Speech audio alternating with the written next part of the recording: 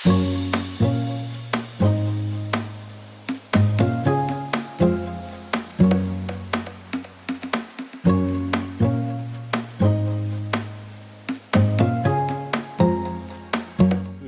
suis Olivier Waltman, je suis galeriste à Paris depuis 15 ans et j'ai également une galerie à Miami depuis 10 ans. Il y a à la fois de la sensibilité artistique et du marketing qui s'exprime dedans.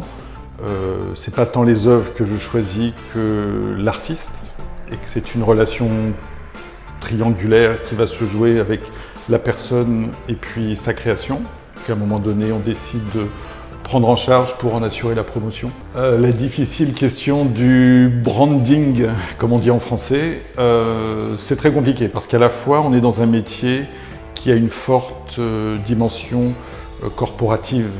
Il est important en tant que galerie d'être dans un quartier de galerie à proximité des confrères. Après, se démarquer, je ne sais pas. On fait du mieux que l'on peut pour créer et ancrer une identité artistique au plan de la galerie pour travailler dans le long terme. Si j'étais trivial, je dirais que c'est l'année de la démerde.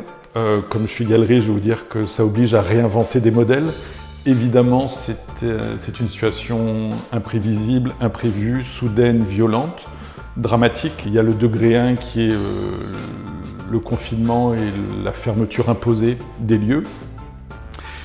Et même si une partie de notre travail se situe en ligne, il y a un moment où le rapport physique avec une œuvre, surtout si elle est en 3D, peut nécessiter la rencontre physique. Être galerie, c'est être marchand, donc le cœur de mon métier est un cœur marchand. Pour autant, il y a des moments où c'est juste pas le sujet. Et puis on a eu envie aussi d'être dans une démarche philanthropique, ça c'est dans l'ADN de la galerie depuis de nombreuses années.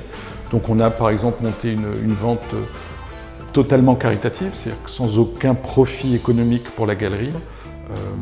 La presse et les journalistes ont été plutôt sensibles à ce genre de démarche. Je suis loin d'être le seul à l'avoir fait. Mais en tout cas, ça nous a aussi permis de travailler l'image.